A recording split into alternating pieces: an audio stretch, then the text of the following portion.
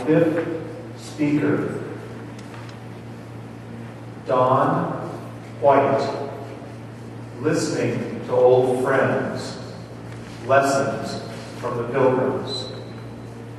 Listening to old friends, lessons from the Pilgrims.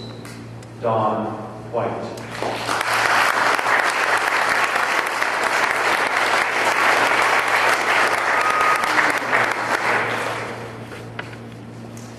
Thank you, Toastmaster. Fellow Toastmasters, and yes, 400 years ago, a boat full of undocumented immigrants sailed alongside the shore of Cape Cod, and we've been talking about them ever since.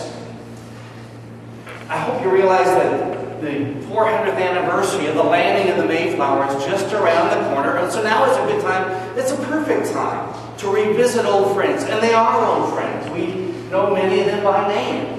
Names like Winslow and Standish, Brewster and Bradford. And these old friends have many crucial lessons to teach us if we are but willing to listen. Lessons like conviction, community, compassion. Say those with me. Conviction, community, compassion. Okay, once more with feeling. Conviction, community, compassion. Very good. Now, if we can move beyond the turkey and all the pumpkin pie and even the big parade balloons, theirs is a dramatic story of endurance that would make any episode of Survivor look like a backyard barbecue by comparison. They had an endurance that was fed by conviction. And it was a conviction that sustained them in the face of poverty, persecution, and even prison.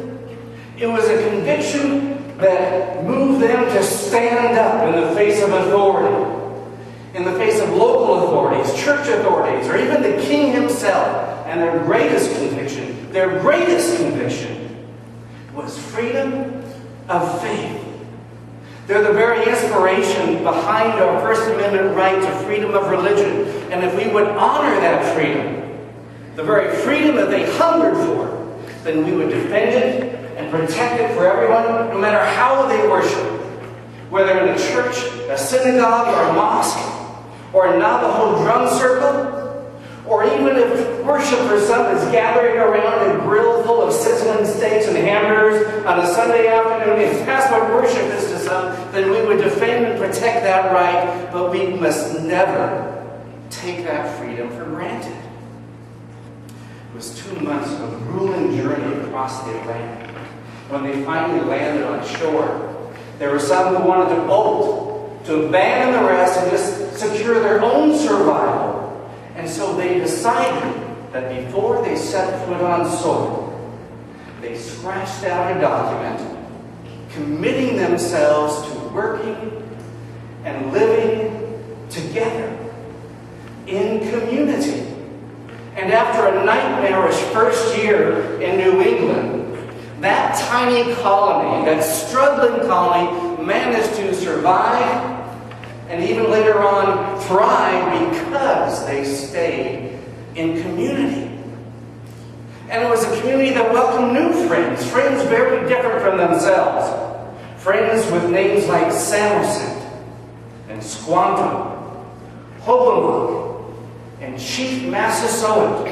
And it's a good thing they made these friends, because these friends saved their lives, teaching them the basics like how to plant, how to grow, how to fish, how to live, how to survive in a very unforgiving land.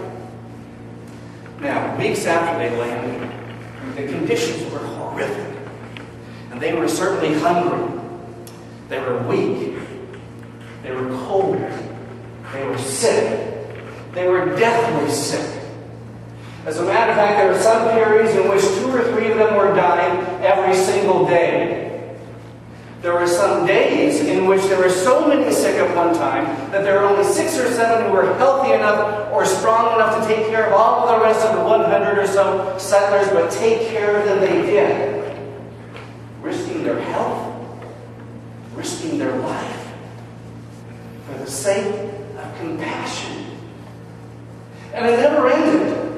Day and night, they would have to bring food to some people over here, and then right after that, turn around and build a fire for some cold souls over here. And then they would have to fetch some water for some thirsty people over here. And then they would have to, in William Bradford's words, wash the loathsome clothes of others.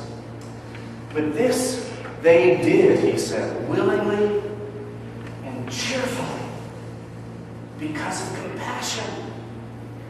Now, in the meantime, the sailors, impatient, insensitive sailors, wanted to dump the dying pilgrims and go back home to England. They wanted to go back home to England, that is, until they themselves became deathly ill.